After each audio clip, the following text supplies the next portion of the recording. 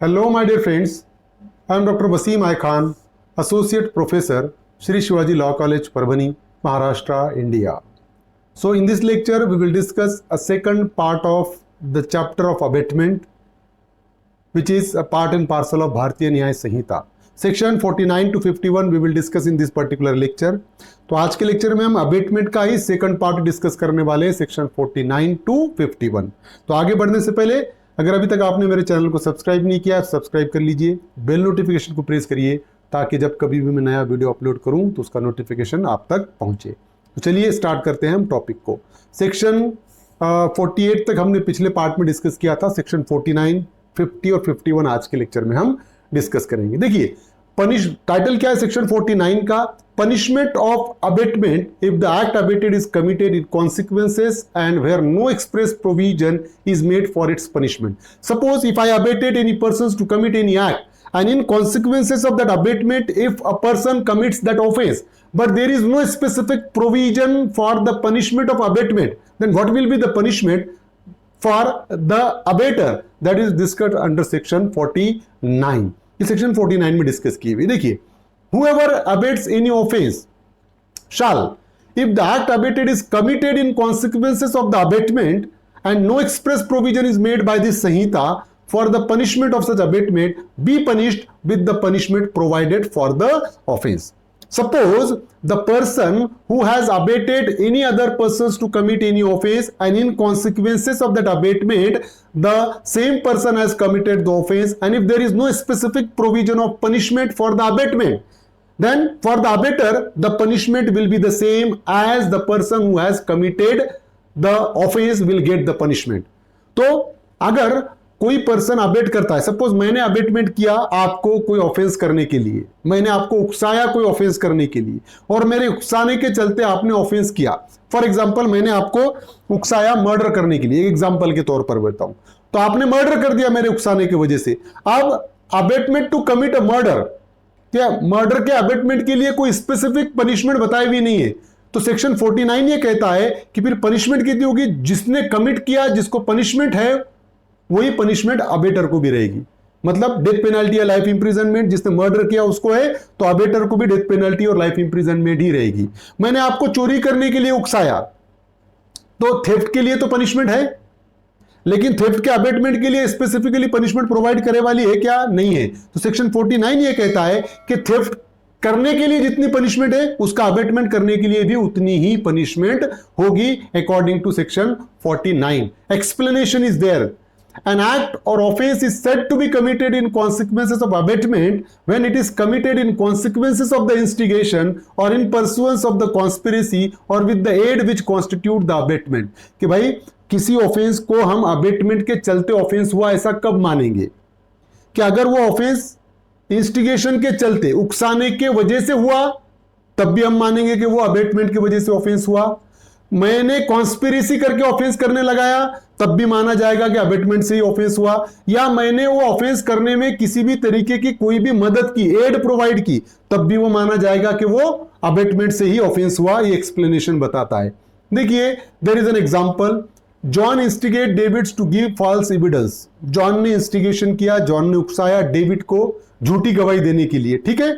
अब John in consequences of the instigation commits that offence.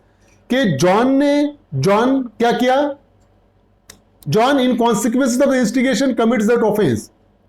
Sorry, अब यहां पर क्या है? John instigate David to give false evidence और John in consequences of the instigation commits the offence. क्योंकि उसने इंस्टिगेशन किया इसलिए जॉन क्या किया? जॉन ने ऑफेंस किया ना भाई. झूठी गवाही देने के लिए उकसाया ना डेविड को, और झूठी गवाही देना क्या है? ऑफेंस है. इसका मतलब ऑफेंस के लिए इंस्टिगेशन किया किसने? जॉन ने.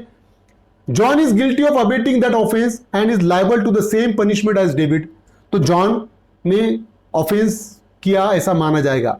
कौन सा ऑफेंस? Abetting the offence. कौन सा ऑफेंस के लिए अबेटमेंट किया? फॉल्स एविडेंस देने के लिए.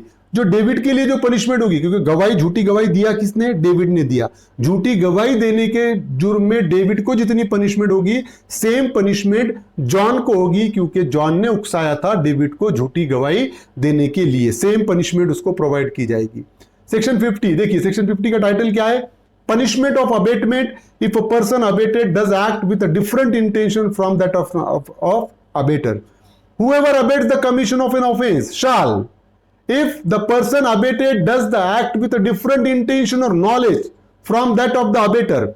Suppose whatever the abatement done by any person, in consequences of that abatement, if the person commits the act, the abater will got the same punishment. But suppose if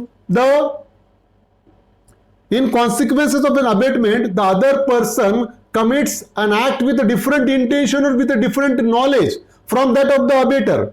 मैं abater हूं, for example, मेरा intention कुछ अलग ही था. मेरा intention जिस तरीके से मैंने उकसाया था ऑफेंस करने के लिए, बट जिसको मैंने उकसाया उसने कुछ अलग ही इंटेंशन या कुछ अलग ही नॉलेज के साथ ऑफेंस किया. उसका इंटेंशन कुछ और ही था.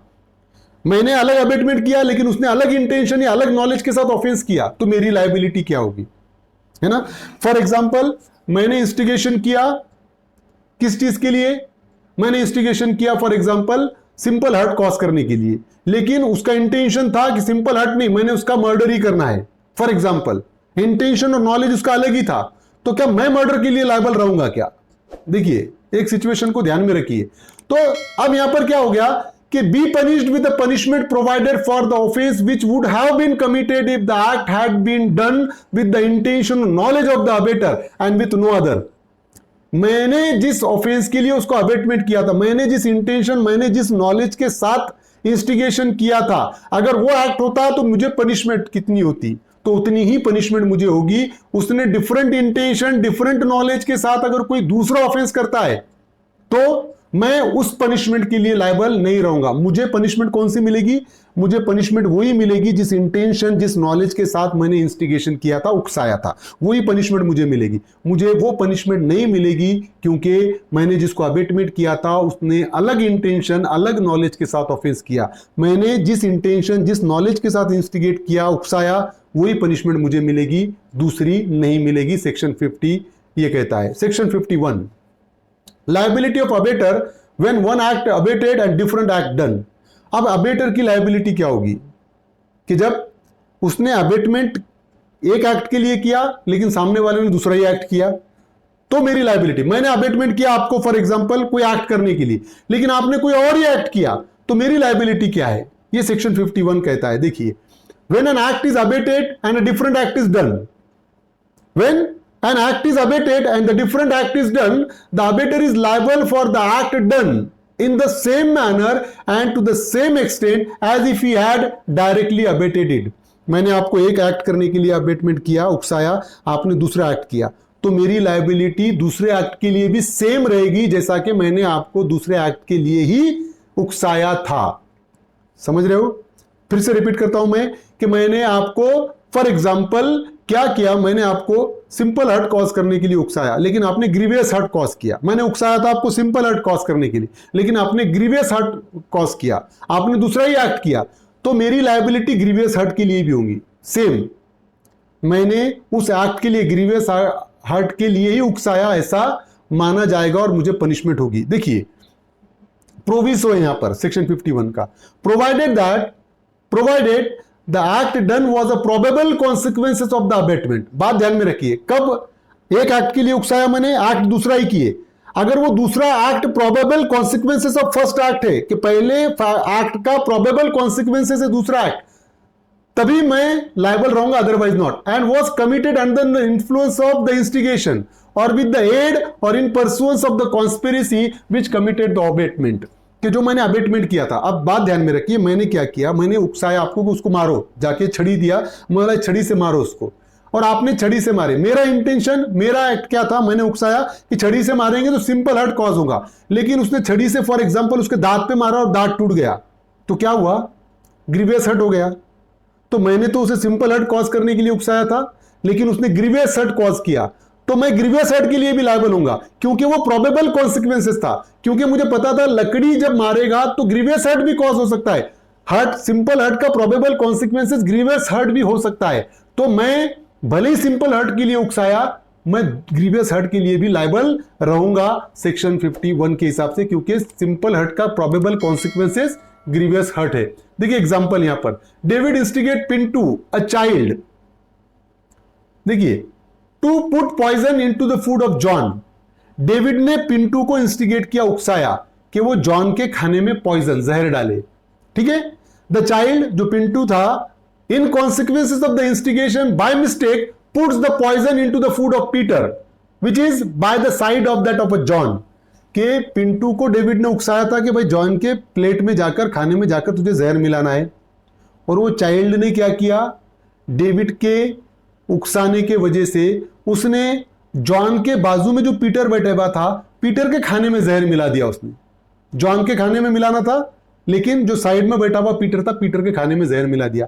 Here the child was acting under the influence of David instigation. Child तो डेविड के इंस्टिगेशन में काम कर रहा था। डेविड ने उकसाया, इसलिए पिंटू जहर मिलाने गया था। And the act done was under the circumstances a probable consequences of the abetment. अब ये जो पिंटू ने जो जॉन के प्लेट में जहर मिलाना था, लेकिन उसने पीटर के प्लेट में जहर मिला दिया, ये प्रोबेबल कॉन्सिक्वेंसेस था ना, दोनों आसपास में बैठे हुए थे, तो हो सकता कि ये प्रोबेबल कॉन्सिक्वेंसेस था कि जॉन के जगह वो पीटर के प्लेट में भी मिला सकता था, और वही हुआ। अब भले ही डेविड ने इंस्टिगेशन किया था कि जॉन के प्लेट में जहर मिलाना है, लेकिन पिंटू ने जॉन के प्लेट में ना मिलाते हुए मिस्टेकनली पीटर के प्लेट में मिला दिया, और पीटर को जहर दे दिया गया। अब पीटर ने जहर खा लिया, डेथ हो गई।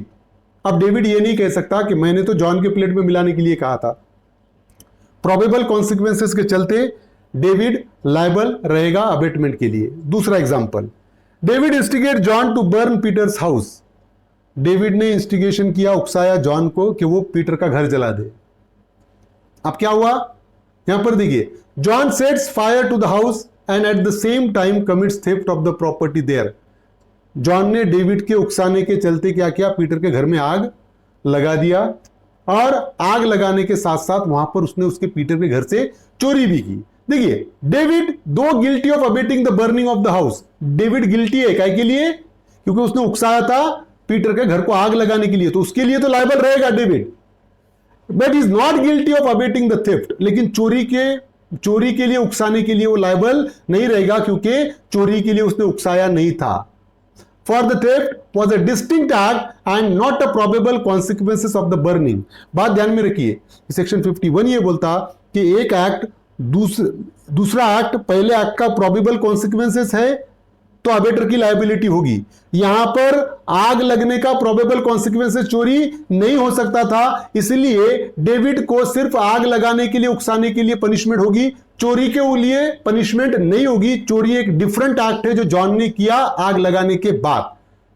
तो लायबिलिटी कब होगी दूसरे एक्ट के लिए, अगर दूसरा एक्ट प्रोबेबल कॉन्सिक्वेंसेस हुआ तो, अदरवाइज लायबिलिटी नहीं होगी। तो ये था सेक्शन 51।